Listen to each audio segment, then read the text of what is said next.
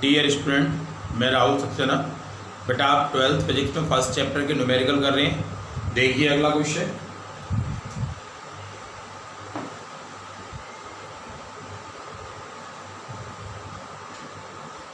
अगला आपका क्वेश्चन है बेटा, दो एक समान आवेशित गोलों को एक समान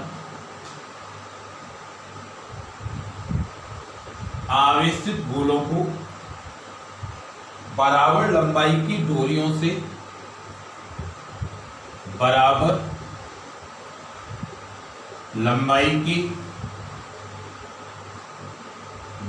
से लटकाया गया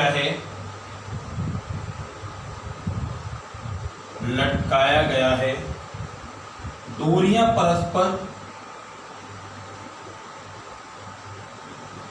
डोरियां परस्पर 30 डिग्री कोण बनाती हैं जब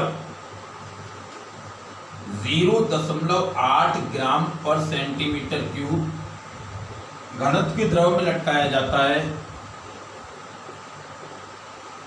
घनत्व के द्रव में लटकाया जाता है तब भी वही कोण रहता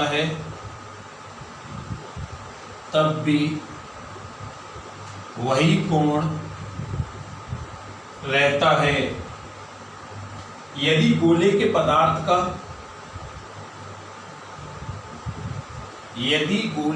पदार्थ का घनत्व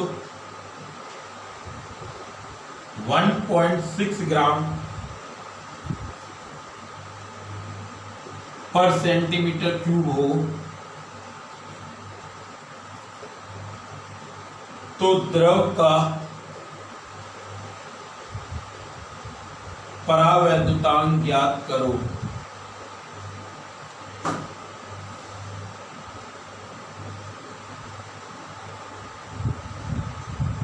ये आपका बेटा नेक्स्ट सवाल है।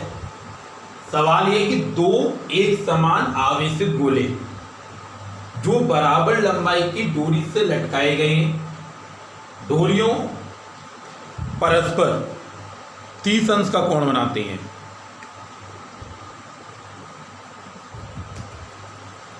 आप देखो ये एक दृढ़ आधार लिया मैंने, ठीक है।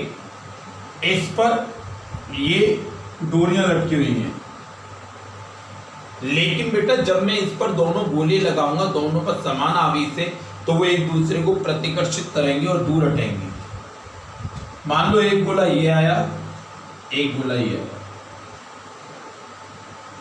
दोबारा समझो, आपको ये दिया है दो समान आवेशित गोले। ये गोले हैं, इनका नाम लिख लेता हूं मैं, ए और बी।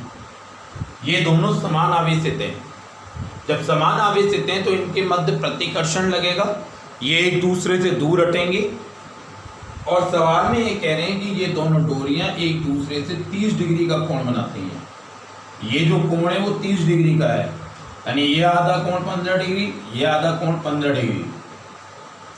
दोनों डोरियों की जो लंबाई है वो समान है। दोनों डोरियों की जो ये लंबाई है L, वो दोनों डोरियों की समान है। वो ये कह रहे हैं जब इसे द्रव में डुबोया जाता है इतने घनत्व वाले का, तब भी कोण यही रहता है, ठीक है। अब आप ये देखो, यहाँ पर जो बल लगेंगे वो कौन कौन से होंगे। अच्छा, इन दोनों के बीच की जो दूरी है, ये जो दो आपके दो गोले हैं, इन दोनों के बीच की दूरी को हमने मान लिया कि R है। आप जानते हो यहाँ पर इस गोले का जो भार होगा mg, वो नीचे काम करेगा।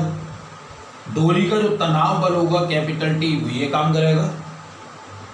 इसके कारण लगने वाला प्रतिकर्षण बल आपका ये होगा। तनाव बल के हम दो घटक कर दें, एक ये आपका थीटा, ये आपका t cos थीटा होगा, और ये इस दिशा में आपका t sin थीटा होगा। इस पर गौर करो बेटा। सबसे पहले सवाल ये है कि दो समान आवेशित गोले हैं। ये आपने दो समान आवेशित गोले लिए जो दो समान लंबाई की डोरियों से बंधे हैं। जब समान लंबाई की डोरियों से बने हैं, इनके बीच में जो प्रतिकर्षण बल लगेगा वो है आपका ये रहा। गोले ए का भार mg नीचे काम करेगा, तनाव बल डोरी के अनुदिश लगेगा। इसके दो घटक टी कॉस थीटा और टी साइन थीटा।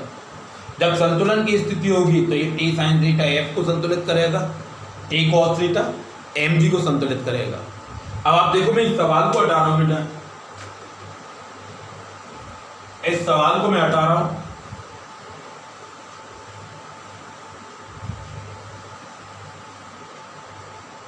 अब अगर आप यहां देखो तो आपका टी कॉस थीटा, थीटा कितना है 15 डिग्री, किससे संतुलित है एम जी से, यानी मैं कहूंगा टी कॉस 15 बराबर एम जी, समीकरण नंबर ए। ये हो गया संतुलन की स्थिति में।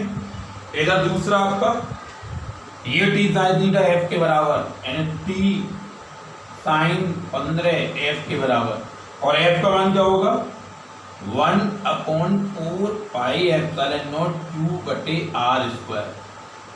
हमने ये मान लिया कि इन गोलों पर जो आवेश है वो क्यू है और इन गोलों के बीच की जो दूरी है वो स्मॉल आर है। बेटा हमने ये माना कि गोलों पर जो आवेश है, जो आपको धातु के गोले दिए हैं उन पर जो आवेश है वो क्यू है। हमने ये माना कि गोलों पर जो आवेश है वो क्यू है और इनके बीच की जो दूरी है वो आर है। ये समीकरण 2 हो गया। हमने समीकरण 2/1 करा तो टी साइन 15 बटे टी कॉस 15 बराबर 1/4 पाई एप्सिलॉन नॉट क्यू बटे आर स्क्वायर, और बटे में आपका ये एम जी, तो ये आपका टी से टी कट गया और ये हो गया tan 15 बराबर 1/4 पाई एप्सिलॉन नॉट क्यू बटे एम जी आर स्क्वायर। ये आपका समीकरण नंबर 3 आ गया। ये आपका बेटा समीकरण नंबर 3 आ गया, ठीक है। लेकिन आपको ये बताया है कि जब इसे द्रव में डुबोते हैं, आपको ये बताया है कि जब इसे द्रव में डुबोते हैं तब भी इसका जो कोण है वो इतने का इतना ही रहता है, ठीक है। तो इसका मतलब अगर मैं द्रव में डुबोऊंगा तो इसमें परिवर्तन क्या आएगा, द्रव में डुबाने पर जो tan 15 है इसका मान यही रहता है, लेकिन ये आपका 1/4 पाई, अब यहाँ पर क्या बन जाएगा epsilon naught epsilon are. Q आवेश पर कोई असर नहीं पड़ेगा, एम वैसे ही रहेगा लेकिन जी की जगह हो जाएगा जी डैश, और आर स्क्वायर आपका वैसे का वैसे ही रहेगा। ये समीकरण नंबर 4 हो गया आपका। तो आपको ये बताया है कि जब इस पूरे को द्रव में डुबोते हैं तो कोण यही रहता है, और हम जानते हैं उससे आवेश पर भी कोई प्रभाव नहीं पड़ेगा, प्रभाव पड़ेगा केवल किस पर, वृत्तीय त्वरण जी डैश पर। और जी डैश का इस स्थिति में जो मान है, जी डैश का अगर हम मान देखें तो वो होगा जी ब्रैकेट में 1 माइनस यहाँ द्रव का घनत्व बटे आपका जो ठोस पदार्थ है उसका घनत्व, यानी आपके गोले को जिस द्रव में डुबोया गया उसका घनत्व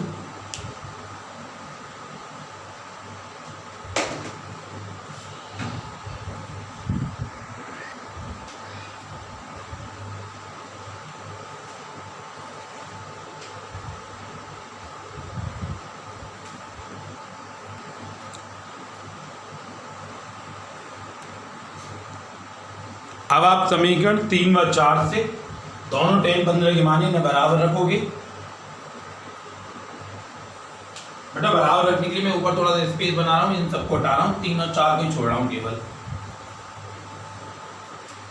3 और 4 को बराबर रखो, 3 का जो मान है वो ये रहा 1/4 पाई एप्सिलॉन नॉट क्यू बटे एम जी आर स्क्वायर, ठीक है। समीकरण 4 से मान ये रहा 1/4 pi epsilon naught epsilon are q बटे m g dash r square. अब इसमें आप देखो 1/4 पाई से कैंसिल, क्यू से क्यू कैंसिल, एम और आर स्क्वायर से एम और आर स्क्वायर कैंसिल, ठीक है। तो ये आपका क्या हो जाएगा एप्सिलॉन आर जी डैश बराबर जी। आपका जो बचा बेटा वो ये बचा कि एप्सिलॉन आर जी डैश बराबर जी, ये बचा आपका। मैं जी डैश का मान लगा दूं तो जी बराबर हो जाएगा एप्सिलॉन नॉट जी डैश का ये मान है जी ब्रैकेट में 1 माइनस डी द्रव बटे डी ठोस। जी से जी कैंसिल हो गया आपका 1 is equal to epsilon naught, इसका अंदर एलसीएम ले लो तो डी ठोस माइनस डी द्रव, ये हो गया बेटा। यहां से आप डी ठोस यहां ऊपर पहुंचा, बटे में क्या आएगा डी ठोस माइनस डी द्रव, और ये आपका बराबर हो जाएगा एप्सिलॉन नॉट। इन सब के मान रखो, इन सभी के मान रखो। देखो आपका डी ठोस का जो मान है वो 1.6 से, और डी द्रव का जो मान है ना तो वो 0.8 है, तो ये आपका 1.6 अपॉन 0.8 इस तरह से एप्सिलॉन नॉट आपका आ जाएगा 2। ठीक है बेटा, थोड़ा बड़ा क्वेश्चन है, आप इसे मेरे साथ साथ करो। अगला क्वेश्चन देखो बेटा, अगला क्वेश्चन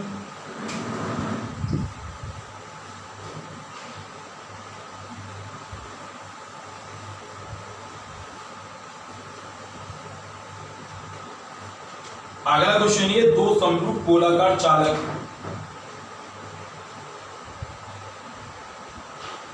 दो समरूप गोलाकार चालक B तथा C समान आवेश से आवेशित हैं, समान आवेश से आवेशित हैं तथा परस्पर F बल से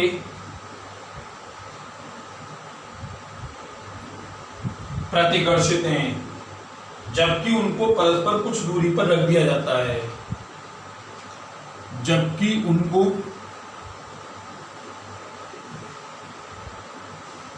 परस्पर कुछ दूरी पर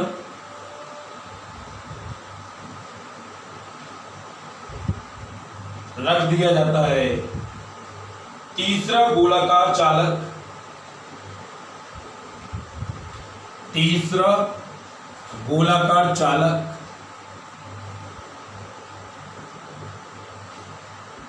इन्हीं के समरूप है,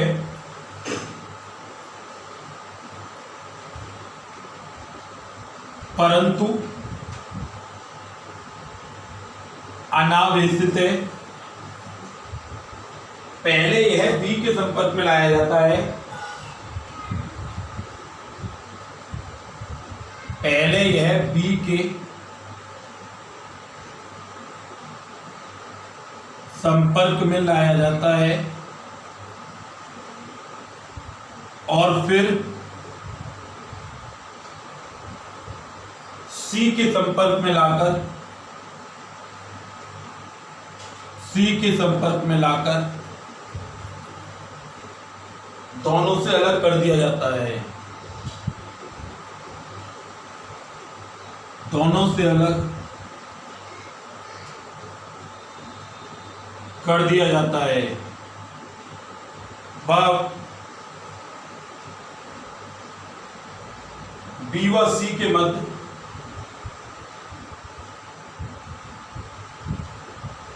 नवीन प्रतिकर्षण बल ज्ञात करो। बेटा क्वेश्चन थोड़ा बड़ा है, पहले आप एक बार क्वेश्चन समझ लो, फिर मैं आपको इसका सॉल्यूशन बताता हूं। दो समरूप गोलाकार चालक है B और C जिन पर समान आवेश है।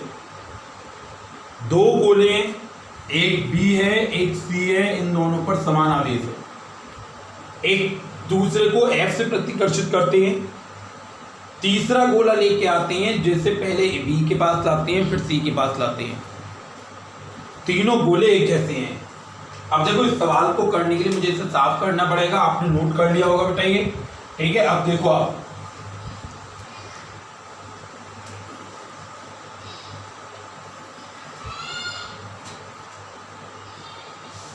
ये आपका कोई B गोला है ये आपका सी गोला है, ये दोनों आर दूरी पर हैं, इस पर क्यू आवेश है, इस पर क्यू आवेश है।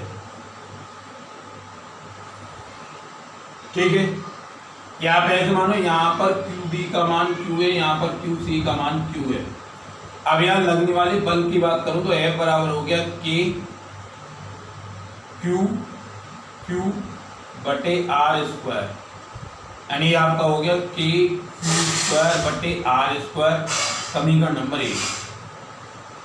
अब वो ये कह रहे हैं एक तीसरा गोला है, ये बी गोला है जिस पर क्यू बी का मान क्यू है, एक ये तीसरा गोला है ए जिस पर आवेश का मान 0 है, जो इसके संपर्क में आता है। आपको बेटा ये बात पहले ही बताई है, तीनों जो गोले हैं वो एक जैसे हैं, एक समान है। इसका मतलब इनका जो कुल आवेश है, जो कुल आवेश है वो कितना हो गया, Q B plus Q A बराबर क्यू प्लस 0 बराबर क्यू। अतः प्रत्येक गोले पर आवेश कितना हो जाएगा, Q बटा 2। ठीक है, तो जो नई स्थिति आई बेटा, इसमें ये बी गोला है जिस पर आवेश क्यू बी डैश है, उसका मान होगा Q बटा 2। अब ये सी गोला है, इस पर जो आवेश, ये ए गोला है आपका, इस पर जो आवेश है वो क्यू ए डैश होगा, जिसका मान होगा Q बटा 2, जिसका मान होगा Q बटा 2। अब ये गोला पहले देखो अनावेशित था, बी के संपर्क में आया, अनावेशित से अभी इतना हो गया, अब ये सी के संपर्क में आएगा। ठीक है, अभी आपका सी के संपर्क में आएगा। ये आपका सी गोला है, क्यू सी आवेश का मान क्यू है,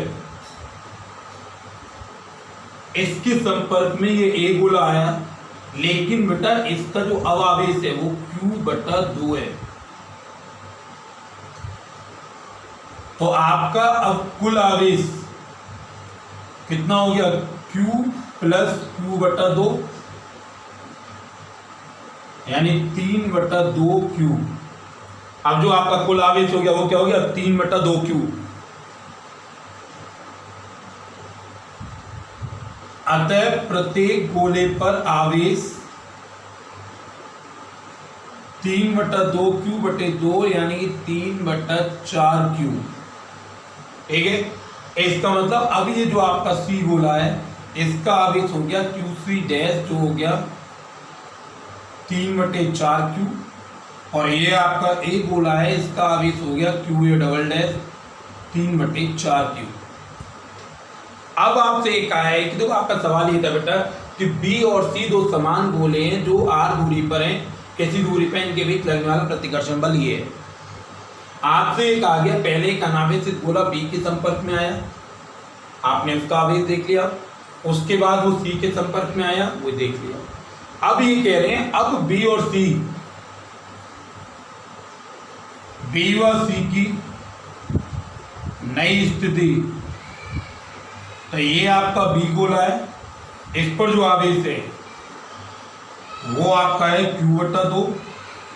ये आपका सी गोला है, इस पर जो आवेश है वो है 3 बटा 4 क्यू, और इन्हें फिर से आर दूरी पर रखा। नया प्रतिकर्षण बल F डैश बराबर क्या होगा, K Q B dash Q C dash बटे आर स्क्वायर। इनके मान रखो बेटा, तो ये आपका होगा F डैश बराबर K क्यू बी डैश का मान Q बटा 2, क्यू सी डैश का मान 3 बटा 4 क्यू बटे आर स्क्वायर।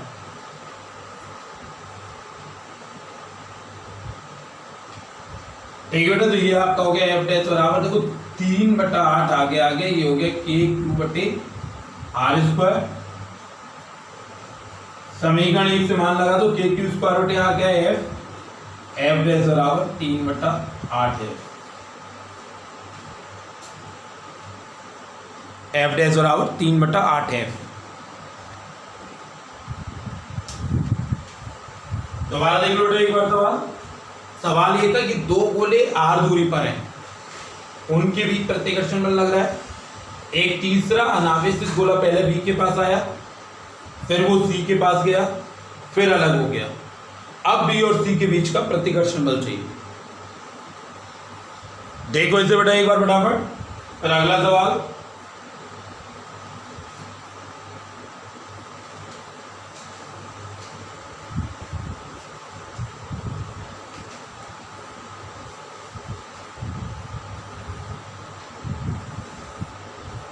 अगला सवाल देखो बेटा।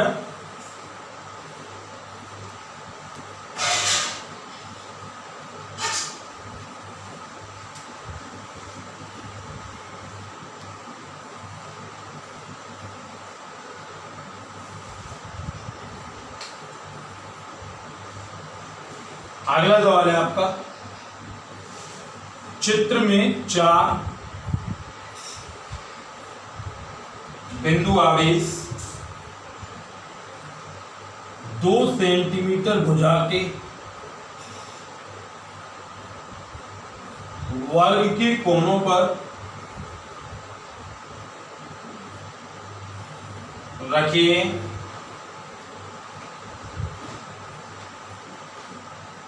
वर्ग के केंद्र पर विद्युत क्षेत्र की तीव्रता व उसकी दिशा ज्ञात करो। जबकि आपको ये दिया है कि कैपिटल Q का मान 0.02 माइक्रोकूलम है। इसमें जो आपको बेटा चित्र दिया है वो ये दिया है, ये एक वर्ग दिया है,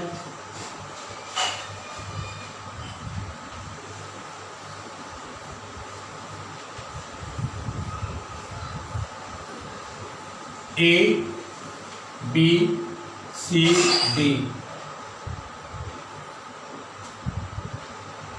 इसका केंद्र ये आपका O है, जिस पर आपको विद्युत क्षेत्र की तीव्रता ज्ञात करनी है। ए पर जो आवेश है वो -2q है, बी पर जो आवेश है वो प्लस का 2q है, सी पर जो आवेश है वो माइनस का q है और डी पर जो आवेश है वो प्लस का q है। ये आपका सवाल है बेटा। ये आपका सवाल है कि एक वर्ग ABCD दिया है, ए पर -2q आवेश है, बी पर +2q है, सी पर ये और डी पर ये। हमें ओ पर तीव्रता ज्ञात करनी है। ओ पर तीव्रता ज्ञात करने के लिए हम सबसे पहले ओ की इन चारों से दूरी ज्ञात करते हैं। हम जानते हैं वर्ग के जो विकर्ण होते हैं वो एक दूसरे को समद्विभाजित करते हैं। इसमें आपको इनकी जो भुजा दी है वो 2 सेंटीमीटर की दी है। ये जो वर्ग की भुजाएं हैं वो आपको 2 सेंटीमीटर की दी है बेटा। सबसे पहले हम चारों आवेशों से इसकी दूरी ज्ञात करते हैं कि दूरी कितनी है। हम जानते हैं वर्ग के जो विकर्ण होते हैं वो एक दूसरे को समद्विभाजित करते हैं। कहने का मतलब ये कि OA बराबर होगा OB के, बराबर होगा OC के, बराबर होगा OD के।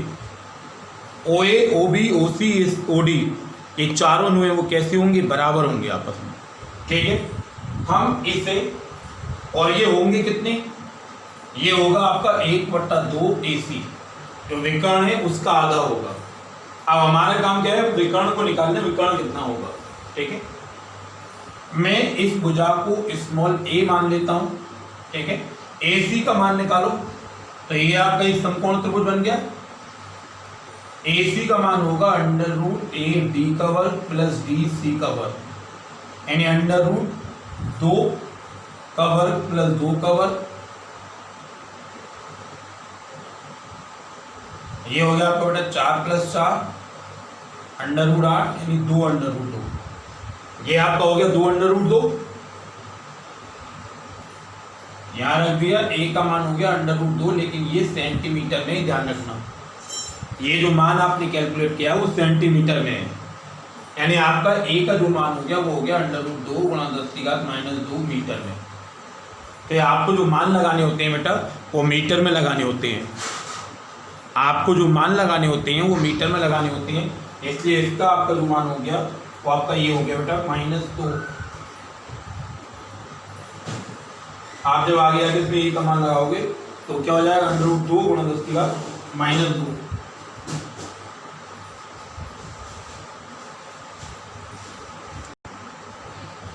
अब बेटा हम बिंदु ऊपर एक एक करके इन चारों में से तीव्रता देखेंगे और उसकी दिशा देखेंगे।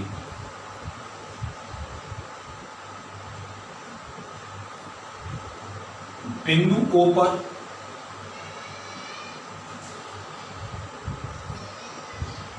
ए बिंदु के आवेश के कारण तीव्रता, इसे नाम दूंगा मैं EA। इसका मान क्या हो जाएगा, K2Q बटे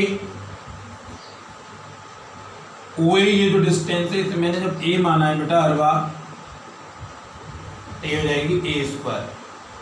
और इसकी जो दिशा होगी, जब ये ऋण का आवेश है तो ये अंदर की तरफ EA,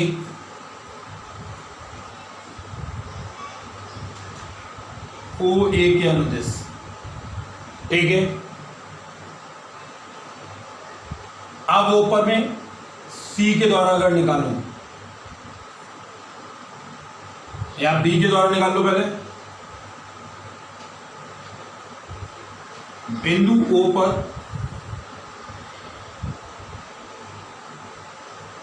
B बिंदु के आवेश के कारण तीव्रता EB हो जाएगी K2Q बटे A²। ये प्लस का है, इसकी दिशा ये रही EB O, या मैं लिखता हूं BO के अनुदिश, ये हो गया बेटा। अब बिंदु C के कारण निकालो। बिंदु C पर, बिंदु O पर C बिंदु के आवेश के कारण तीव्रता, C पर ऋण का आवेश है, फिर इस दिशा में EC, तो आपकी क्या हो जाएगी KQ बटे A², और इसकी दिशा होगी OC के अनुदिश।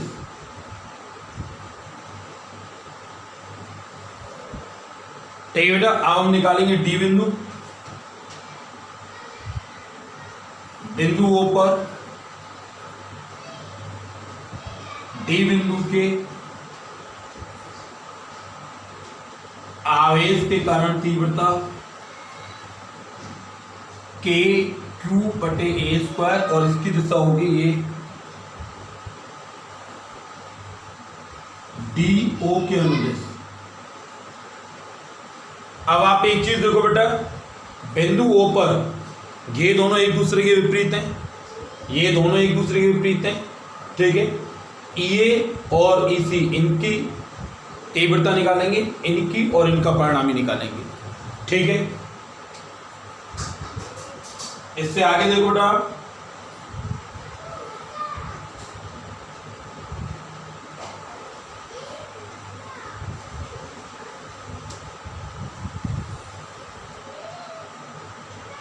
EA और EC का जो परिणामी है,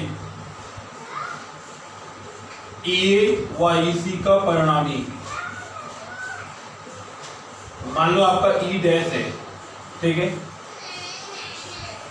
तो वो क्या हो जाएगा आपका बेटा EA माइनस EC, और EA का मान आपका ये रहा K2Q बटे A² माइनस KQ बटे A², फाइनली रह गया KQ बटे A²। ये E डैश आ गया आपका, इसकी और इसकी तीव्रता का परिणामी जो इस दिशा में होगा वो A में होगा,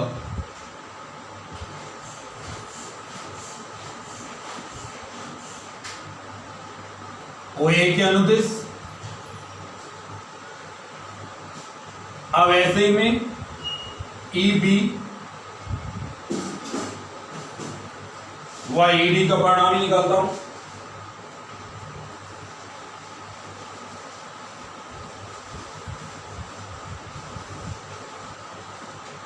तो ये आपका E डबल डैश,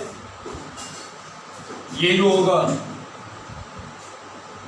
वो आपका E B minus E D K two Q बटे A square minus K Q बटे ए स्क्वायर,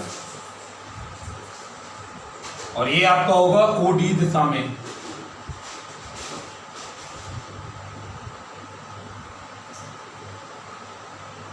कहने का मतलब है अगर मैं इसे दोबारा से बनाऊं बेटा तो ये बन गया एक वर्ग आपका, ठीक है, जिस पर ये ए, ये आपका बी, ये सी और ये डी, इस पर आपका -2 का क्यू आवेश, इस पर प्लस का 2 क्यू आवेश, इस पर माइनस का क्यू आवेश और इस पर प्लस का क्यू आवेश।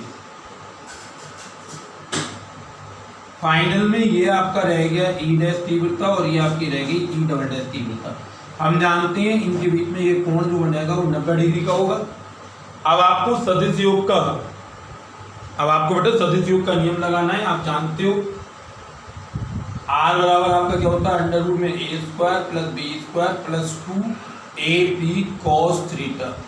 यहाँ लगा दें तो परिणामी तीव्रता E बराबर क्या हो जाएगी, ए डैश का स्क्वायर ई डबल डैश का स्क्वायर प्लस 2 ई dash E double dash cos 90। इन दोनों के बीच में कोण कितना है, 90 है। इनके मान लगाएंगे,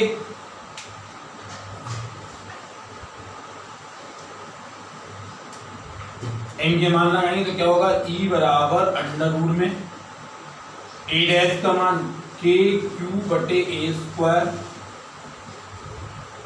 प्लस के क्यू बटे ए स्क्वायर प्लस 2 के क्यू बटे ए स्क्वायर के क्यू बटे ए स्क्वायर cos 90। ये हो जाएगा बेटा cos 90 का आपका जो मान है वो 0 होता है तो ये वाला टर्म 0 हो गया, और E बराबर ये हो जाएगा अंडर रूट में 2 के क्यू बटे ए स्क्वायर का होल स्क्वायर, तो E का मान आ जाएगा अंडर रूट में 2 इंटू के क्यू बटे ए स्क्वायर। ये आपका मान आ गया। अब आप इन सब की वैल्यू लगाओ। ये आपका अंडर रूट 2 के का मान 9 गुणा 10 की घात 9, कैपिटल क्यू का मान आपको दिया था 0.02 माइक्रो तो 10 की घात -6। ए का आपने मान निकाला था अंडर रूट 2 गुणा 10 की घात -2 इसका स्क्वायर, इसे खोलो तो ये अंडर रूट 2 गुणा 9 10 की घात 9 -6 गुणा 0.02, ये हो गया 2 गुणा 10 की घात -4, ठीक है। ये 0.20 ये आ गए, 2 से 2 आपका पूरा कट गया, तो ये आपका रह गया 9 अंडर रूट 2 गुणा 10 की घात 9 में 6 गए 3, और ये आपके ऊपर जाके प्लस के केवल 2 9 अंडर रूट 2 गुणा 10 की घात 5। ये आपकी परिणामी तीव्रता आ गई। मात्रक इसका होगा न्यूटन प्रति कूलम। मात्रक क्या होगा बेटा इसका, न्यूटन प्रति कूलम।